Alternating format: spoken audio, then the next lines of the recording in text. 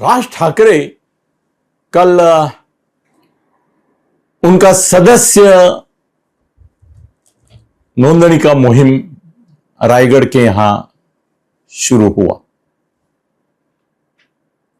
मुझे सखेद आश्चर्य होता है कि हमारे न्यूज चैनल वाले भी कितने बेवकूफ हैं।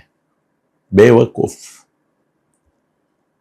ये एक हिस्टोरिकल मोमेंट था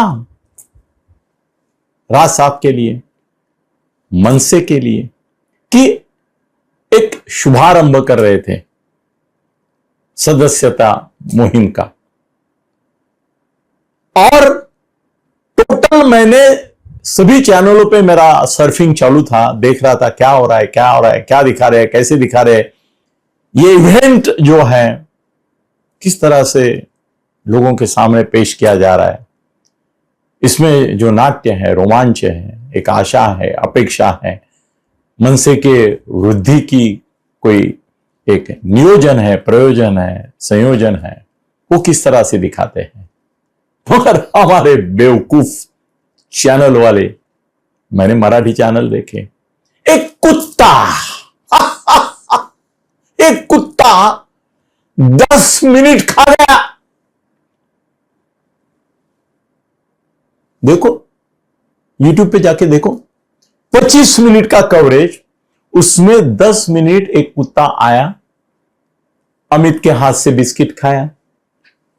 पूरा मतलब वो नेताओं का भी मुझे आश्चर्य लगता है, सभी मनसे के नेता ऐसे बहुत कौतुक और कुतूहल से वो कुत्ते की ओर देख रहे थे, उसका कौतुक कर रहे थे, हाँ, थपथपा रहे थे, उसको बिस्किट खिला रहे थे। बिस्किट खिलाने का ही इवेंट हो गया। सदस्य नोंदणी तो बाजू में रहेगी और कुत्ते को बिस्किट खिलाना, यही एक रायगढ़ के वहां पे वो बड़ा इवेंट क्या हुआ। कल का इवेंट लोगों के दिल में याद क्या रहेगा? 25 मिनट का सदस्यता नोंदणी रहेगी। राज साहब ने खुद को सदस्य करके मनोनीत किया, ये रहेगा क्या? वो कुत्ता रहेगा। अभी उसको लिए हमारे चैनल वाले भी इतने सारे हरामी हैं। किसी चैनल ने मैंने देखा, उन्होंने बोला कि वहां के लोग आपस में बात कर रहे हैं कि रायगढ़ पे जिस शिवाजी महाराज के श्वान की, निष्ठावान श्वान की, वाघ्या की समाधि है, उसका ये वंशज है। अरे हमने अभी तक राजघराने के वंशज देखे थे, राजाओं के देखे थे, नेताओं के देखे थे। अब जो कुत्ता वहां पर बाद में उसका, अभी कल का फोटो ले लो और कोई उसका किधर क्या घूमता है, क्या करता है, वो उसको ये चैनल वालों ने वाघ्या छत्रपति शिवाजी महाराज का जो श्वान था उसका वंशज बता के, इसीलिए उसका ये इतना ये किया जा रहा था, आदर सम्मान किया जा रहा था। ऐसी भी स्टोरी लगा दी। ये है हमारा चैनल। अब राज ठाकरे एक पर्पस से वो सदस्यता उन्होंने वहां रायगढ़ के यहां सर के, एक तो उनको ये जो ऐतिहासिक स्थान है उसके बारे में उनके मन में बहुत बड़ी श्रद्धा है।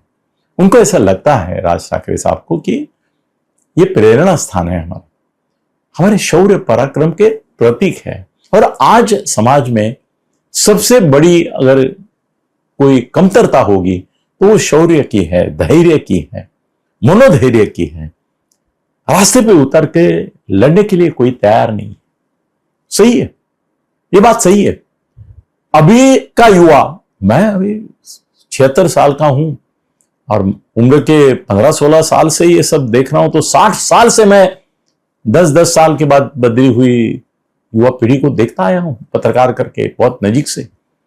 वो जो पीढ़ियां थी, युवा थे, वो जेल जाने के लिए तैरने थे, मरने के लिए तैयार थे, पक्ष के लिए, अपने नेता के लिए जान कुर्बान करने को तैयार थे, पुलिस की लाठियां खाने को तैयार थे, जेल में जाने को तैयार थे, तुरुंग में अनेक गुनाहों के लिए सजा पाने को तैयार थे।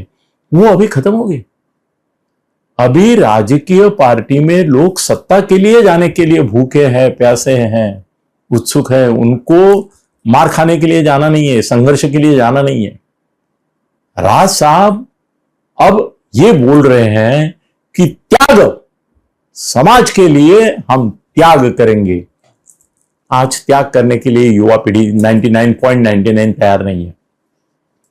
उनको नौकरी चाहिए, छोकरी चाहिए, संसार चाहिए, मिडिल क्लास चाहिए, लोन लेके घर चाहिए, लोन लेके फ्रिज चाहिए, टीवी चाहिए, सब साधन चाहिए, कार चाहिए, सुख वस्तु हो गए हैं। 99% लोगों की आकांक्षा फिल्मों में जो दिखता है, सीरियल में जो दिखता है, उस प्रकार का जीने की लालसा है। उनको त्याग नहीं करना है। तो त्याग, ये मुद्दा ही लोगों को आकर्षित करने वाला नहीं रहा। सेवा, कौन किसकी सेवा करने के लिए उत्सुक है? इलेक्शन के लिए दिखावा करना है, उनको फोटो निकालना है पेपर में, काम करने से पहले फोटो निकालो और भागो। उस समय राज ठाकरे सेवा की बात कर रहे हैं कि हम लोगों की सेवा करेंगे। लोगों को अपनी सेवा करनी है। युवा पीढ़ी को किसी की और की सेवा नहीं करनी है। अपने माँ बाप की नहीं सेवा करते, क्या बाहर की बात कर रहे हैं आप? माँ बाप की नहीं सेवा करते तो कहां से मिलेंगे ऐसे युवा जो त्याग करने को, जेल जाने को? अभी एक केस पड़ गई आदमी के ऊपर, लोग डरते हैं। मैंने एक फैमिली वाला लड़का, उनका बहुत कुछ बोल रहा था, मैंने बोला तू तो लायक है, तू जा मनसे में। उसका बाप गुस्से से मेरे ऊपर एकदम चिल्लाया, बोले क्या इसकी जिंदगी बर्बाद करना चाहते हो? मैं बोला क्यों? हमारे जमाने में शिवसैनिक होते थे सब युवा लड़के, जेल में जाते थे, रास्ते पे उतरते थे, झगड़ा करते थे, लड़ाई करते थे। वो बोले इसका पासपोर्ट ड्यू है, एक पुलिस केस बनेगी, इसका पासपोर्ट चला जाएगा, वीसा तो बात तो ही छोड़ो, इसको नौकरी नहीं मिलेगी, ये जेल में सड़ेगा, परमानेंटली इसके ऊपर ठप्पा लगेगा, आंदोलन है, इसकी पार्टी रिवील हो जाएगी, इसको नौकरी करनी है, इसकी शादी करनी है, हमको संसार बसाना है इसका, या ऐसे बातें मत करो और फिर से हमारे घर आना नहीं। यहां तक तो त्याग नहीं, सेवा नहीं, संघर्ष। संघर्ष कौन करेगा? संघर्ष लोगों का अभी व्हाट्सएप संघर्ष चालू है खाली।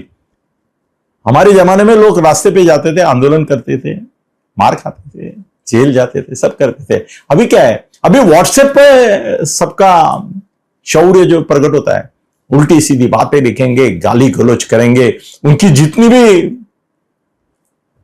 ताकत है, जितना भी धैर्य है, शौर्य है, वो व्हाट्सएप के थ्रू उसका कैथारसिस हो जाता है, निकल जाता है।